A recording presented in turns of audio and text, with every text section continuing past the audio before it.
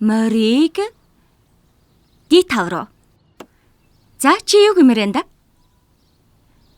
Чамайг ингэнэ гэж мэдээд байсан юм. Бэрсийг E4 руу ингээд шагмат. Би өөртөө тоглох дуртай шүү. Бэлгийн божил буюу шилжилтийн насанд бидний бие махбодод ихээхэн хэмжээний шинэ өөрчлөлтүүд явагддаг. Бэлгийн божилтыг даган гардаг нэг өөрчлөлт бол чиний бие бэлгийн дааврыг илүү ихээр ялгаруулж эхэлнэ. Ингэснээр чи бэлгийн амьдралын талаар илүү сонирхох болж, сониуч зан чинь нэмэгддэг. Зарим залуус гар хангалах хийснээр олж мэдэрдэг. Гар хангалах гэдэг нь таашаал авахын тулд өөрийн бие, ялангуяа бэлэг эрхтнэрээ оролдохыг хэлнэ. Гар хангалах хийх нь стресс тайлах, өөрийгөө мэдрэх, бие махбод мэдрэмжийнхээ талаар таньж ойлгох арга зам байж болно. Гар хангалах бол маш түгээмэл зүйл. Ямар ч хүйсийн хүн гар хангалах хийж болдог. Чи үнийг хийж ч болно, хийхгүй ч болно. Аль аль нь хэвээ.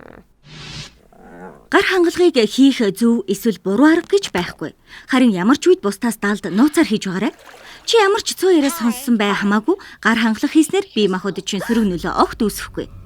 Чиний алганд үсвэргахгүй, хилүү чинь тасарч унахгүй, хараа чинь ч муудахгүй.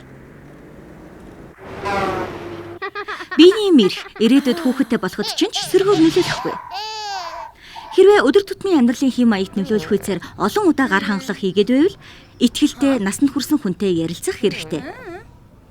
Гэхдээ ерөнхийдөө гар хангалахыг өдөрт хэд хэдэн удаа хийсэн ч асуудал үүсэхгүй. Энэ нь бэлгийн сэрэл мэдрэмжээ илэрхийлэх бие махбодын хувьд аюулгүй арга юм. Дараа уулзлаа. MSC-г сайтаар зочлох юм уу? Миний YouTube сувгийг сонгон илүү ихийг үзээрэй. Баяртай.